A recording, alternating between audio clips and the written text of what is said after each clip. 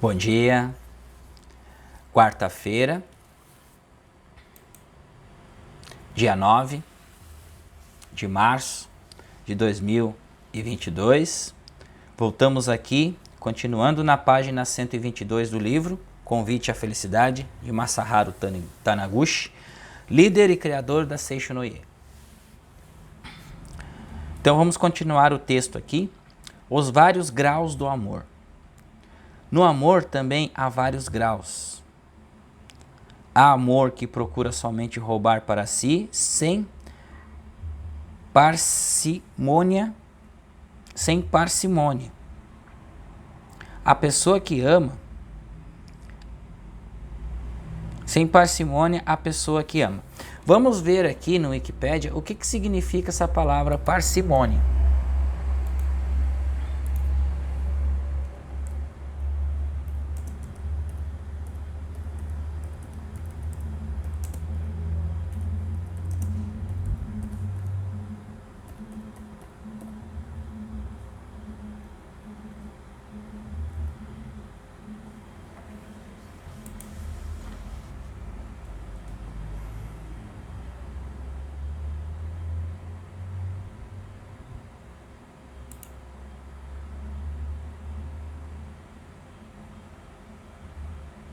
Então, parcimônia, gente, como está descrito aqui, é o ato de economizar. Então, a pessoa só quer amor para si própria. Ela não doa para ninguém. Então, aqui, no amor também há vários graus. Há o amor que procura somente roubar para si, sem parcimônia, sem economizar. Economiza. A pessoa que ama. Então, ela não partilha. Tá? Este é o amor de apego, só quer amor para ela só quer amor para ela e para outra pessoa que ela ama. O amor é só para os dois, por exemplo, só casal, tá? Então aí não tem compartilhamento com os demais. No budismo se diz a isso bon-no, desejo ímpio, e devemos ultrapassar tal amor de nível inferior. Devido a esse tipo de amor, são praticados os roubos, as pilhagens, os adultérios e as guerras. Quando chegar ao amor ainda mais elevado, a pessoa desejará dedicar-se completamente ao ser amado. Não há amor maior que este de dar a vida pelo amigo. Assim ensinou Jesus. O amor de elevado grau não deseja roubar para si a coisa alheia, mas sim entregar-se ao bem do próximo. O verdadeiro amor livra completamente o próximo para que ele possa se desenvolver a sua vocação. Mas livrar completamente é diferente ao deixar abandonado indiferentemente, admitindo que o próximo é filho de Deus, acredita na perfeição do seu espírito, o juízo interno, e pensa sobre essa perfeição para que isto nele se manifeste. Além disso, reza e, sem amarrá-lo, sem forçá-lo, deixa-o naturalmente livre. Com isto, o perfeito juízo do Filho de Deus será evidentemente manifesto. Este sim é o supremo amor. Então, como ele falou aqui, supremo amor é aquele que a gente reconhece o Cristo e levanta o Cristo em cada irmão. Quando o supremo amor é quando a gente entende, a gente perdoa, que a gente entende que a aparência é o conteúdo que existe naquela consciência naquele momento, é o nível de consciência de cada ser, que é representado através de uma persona, que está completamente disfuncional. E a gente precisa dar passagem, precisa perdoar. Humanamente somos afetados no primeiro momento, mas levamos o pensar, ativando o neocórtex, para parar, respirar e pensar. Esta pessoa está completamente equivocada, mas vamos perdoar, dê passagem. Por quê? Isso é amadurecimento emocional, quando a gente começa a amadurecer emocionalmente. Não quer dizer que a gente vai aceitar tudo de todos, meus irmãos, não é isso. A gente vai aprender a olhar por detrás das aparências, ok? Então terminamos o capítulo 5 aqui. Vamos iniciar dentro deste vídeo o capítulo 6, que é o último É o último capítulo deste livro, magnífico, maravilhoso. É o último capítulo. E a gente vai discorrer agora aqui o significado da cruz e a ressurreição. Então, o significado da cruz e a ressurreição. Todos os ensinamentos, gente, espirituais, caminho infinito, esse conteúdo que estamos trazendo aqui, são baseados no Segundo Testamento. Tudo aquilo que Jesus ensinou, então veio autores e seres e pessoas tentando explicar. Então existiram 3 pessoas mais importantes: Shankara, momento mais recente, Buda e Jesus, que trouxeram os ensinamentos aqui, que despertaram consciências aqui. Mais antigamente, Lao Tzu e Akhenaton. Então são pessoas que trouxeram a percepção de apenas um Deus, o Tao, que nunca pode ser entendido, mas sim sentido, sentir o Tao, que era o que Lao Tzu passava, o silêncio e o secreto. Logo mais veio Buda, depois Jesus, Akhenaton, 3.200 anos antes, desmanchou todos os deuses que existiam na época no Egito e para trazer a percepção de somente um Deus, Atom. E aconteceu o que aconteceu com Akhenaton. Foi assassinado. Jesus assassinado. E assim por diante. Mas vocês perceberam que as palavras, quando o mestre fala que as minhas palavras não passarão, porque a palavra do eu, ela sempre se renova. Porque tentaram inúmeras vezes apagar a verdade. Queimaram as bibliotecas de Alexandria, só que, porém, não conseguiram afastar a verdade do mundo. Mataram Jesus, crucificaram Jesus, só que, porém, todos os discípulos foram mortos, mas a palavra continuou no mundo. Então, a palavra, ela está no mundo, ela está dentro de cada um de nós. Nós nascemos já com a palavra, mas precisamos nos conectar com ela. O homem em si é espírito. O homem é filho de Deus. Em outras palavras, é o nascimento de Deus na terra. Deus é espírito. O homem em si, que é o nascimento de Deus na terra, é espírito também. Como o homem em si é espírito, não é possível vê-lo com os olhos físicos.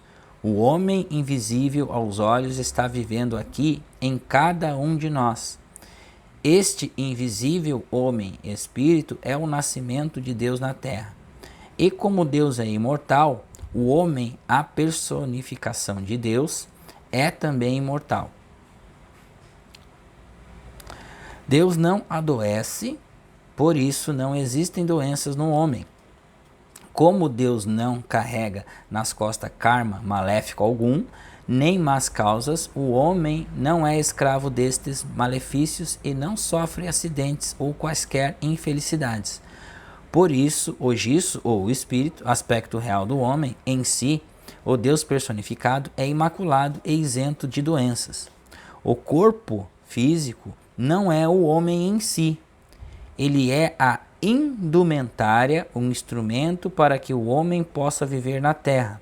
É sua autoexpressão no plano do tempo e do espaço. Assemelha-se, por exemplo, a um quadro pintado pelo artista sobre a tela que está contida numa cercadura vertical e horizontal, representativa do tempo e espaço.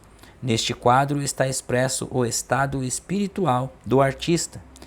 Se pintou num estado de sofrimento, expressa-se uma sombra escura. Se num estado espiritual repleto de alegria, expressa-se no quadro um brilho de alegria, de modo idêntico. Aparecem no corpo físico, que é o instrumento de expressão da mente do homem. Várias fisionomias e expressões, como também um estado físico saudável ou doentio. É natural que a doença desapareça ao transformar a mente. Então, assim, gente, tudo que nós guardamos, tudo que nós personificamos em nossa mente, nós manifestamos fora. Então, vocês já... tudo é consciência, então aquilo que temos consciência é a consciência que cria a realidade. A consciência, ela muda o comportamento do elétron, efeito dupla fenda. Então, no experimento da dupla fenda mostra isso, que a consciência, ela muda o comportamento, o estado em que o elétron se apresenta na placa de transferência, em estado onda ou partícula. Mas tudo é uma única onda só, perceberam isso? Então é muito, para quem está num nível de consciência inferior, é muito difícil associar isso ao espírito. Porque tudo é espírito. Tudo é feito de átomo, tudo é energia. Energia é informação, é uma troca, é um atrito para que todos cresçam, todos evoluam, pela benevolência, pela paz e pela alegria. Mas existe um outro estado que escolhemos, que é o estado do atrito, da dificuldade, a dor. Então, essa dor nos faz sair da zona de conforto para buscarmos a real felicidade, a real informação, que é conhecereis a verdade e a verdade vos libertará. Estabeleça primeiramente o mundo de Deus na consciência. Olha aqui, ó, que interessante. Estabeleça primeiro o mundo de Deus na consciência. É a mesma coisa que comece sua vida espiritual por compreender que todos os conflitos devem ser apaziguados dentro da sua consciência. Primeira frase do Sabedorias do Caminho Infinito, Joel Goldsmith. Olha aqui, ó, o fato de o homem ser espírito significa que ele é a consciência. Pronto, não é a mesma coisa, meus irmãos? É a mesmíssima coisa. O fato de o homem ser espírito significa que ele é a consciência, que a substância da consciência é o verdadeiro eu do homem. Se dividisse o ser humano em espírito e corpo, o corpo seria a expressão externa e o espírito, o ente real interno ou a consciência. As palavras de Jesus Cristo, o reino de Deus está dentro de vós, significa que o reino de Deus está dentro da consciência. Jesus ensinou por isso, buscai primeiro o reino de Deus e sua justiça, e todas as demais coisas vos serão acrescentadas. Significa que se estabelecer primeiro na consciência o reino e a justiça de Deus, as graças do mundo fenomenal ou do mundo material serão naturalmente acrescentadas, isto é, concretizar-se-ão de modo anexo. A ressurreição de Cristo é o reconhecimento do espiritual Filho de Deus que se aloja no íntimo de cada ser humano. Está aqui. Impersonalizar o erro, reconhecer o Cristo, tudo isso, quando nós limpamos a lente dos nossos óculos internos, é a lente, é aonde sai aquele foco de luz, que o ego, ele faz a escolha, ele está no centro desta consciência. Ele é que escolhe qual caminho ele vai seguir. Aonde está o homem? É impossível ver com os olhos dos nossos 5 sentidos o verdadeiro homem. O homem espírito. Então é impossível para os 5 sentidos de tocar, de ver, de saborear, de ouvir. É muito difícil nós percebermos o verdadeiro ser que você é, que eu sou. Mas Jesus falou isso há 2000 anos atrás. Aquele que me vê, a mim, vê aquele que me enviou. É um segredo isso, o segredo do segredo do segredo do universo. Então, quando a gente começamos a meditar, começamos a estudar sobre a verdade, começamos a pensar sobre isso, elaborar sobre isso, questionar algumas coisas e algumas evidências vêm à nossa consciência, a gente começa a perceber a legitimidade dos estudos, a legitimidade daquilo que já está dentro de nós. Mas como nós somos aterrados e nós somos enraizados a algumas crenças, nós precisamos manter este nível de estudo.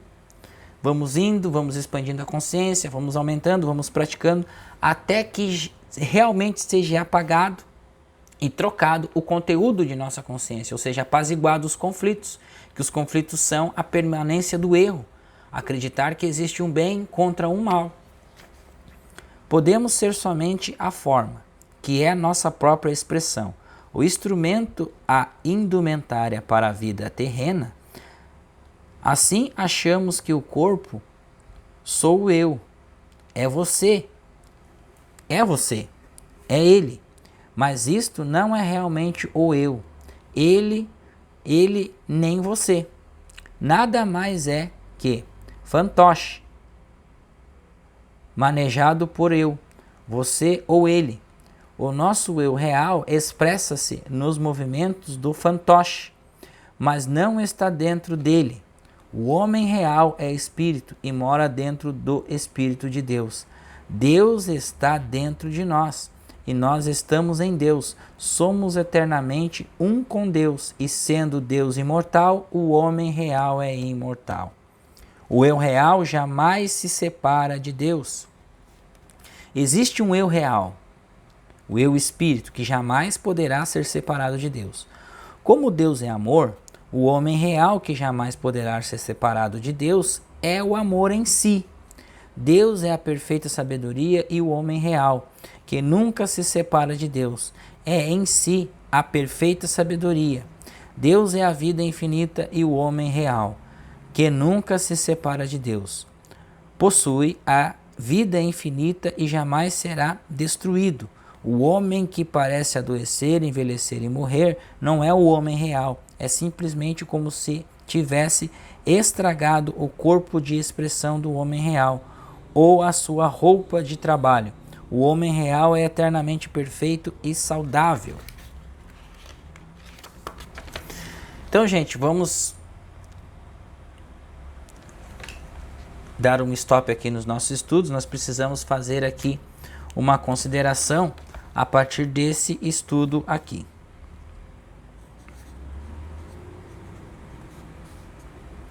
Que é o seguinte: tudo é consciência, tá?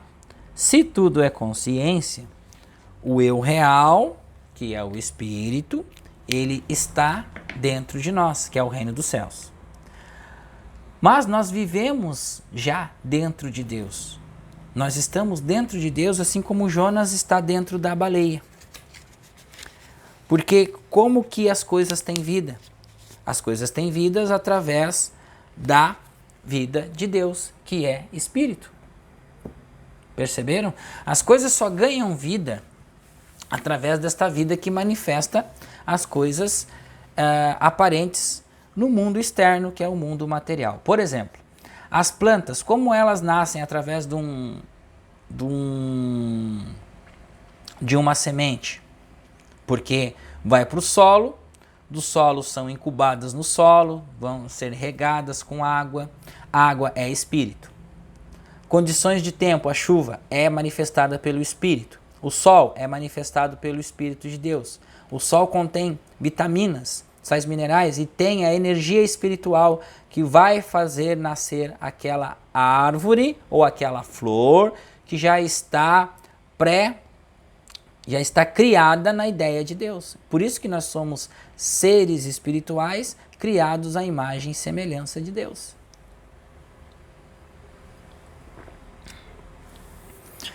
Tá, aí as coisas são o seguinte: vivemos em uma sociedade.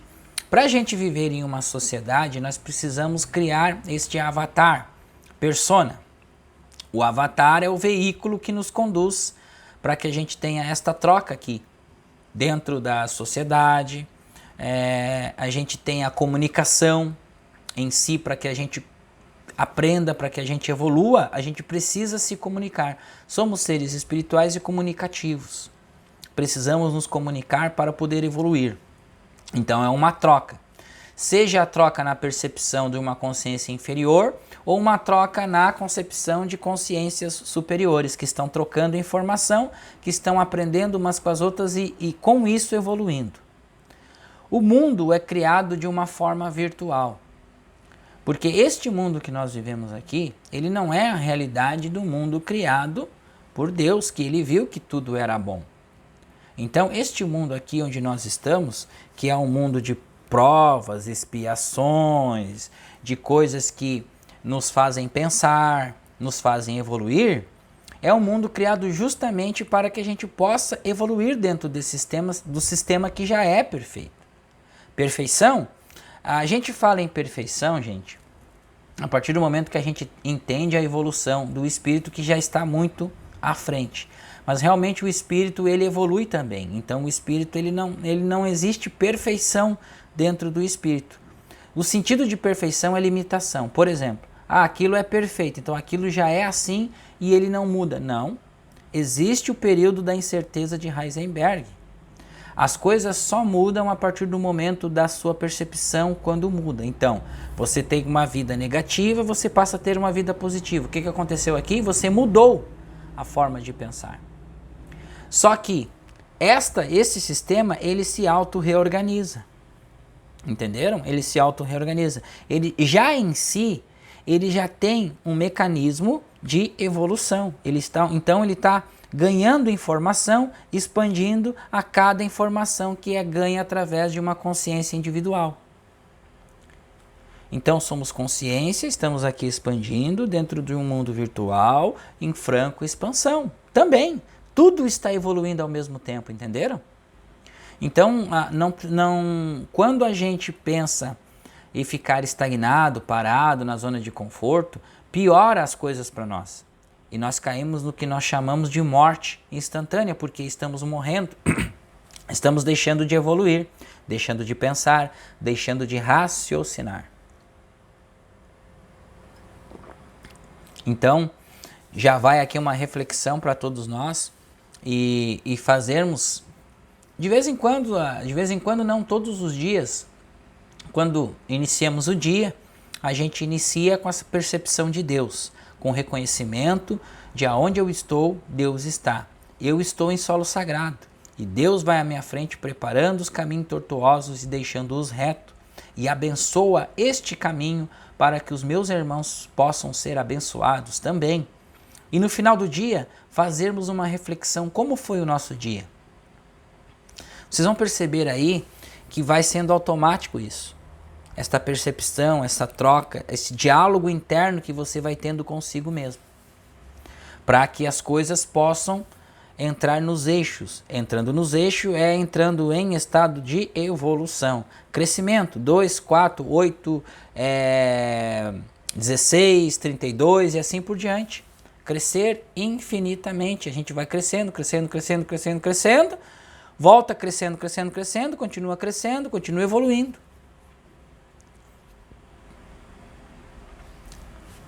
Certo, meus queridos? Então, um ótimo dia para vocês, a paz de Cristo Jesus, uma excelente quarta-feira e continuamos os nossos estudos aqui no próximo vídeo.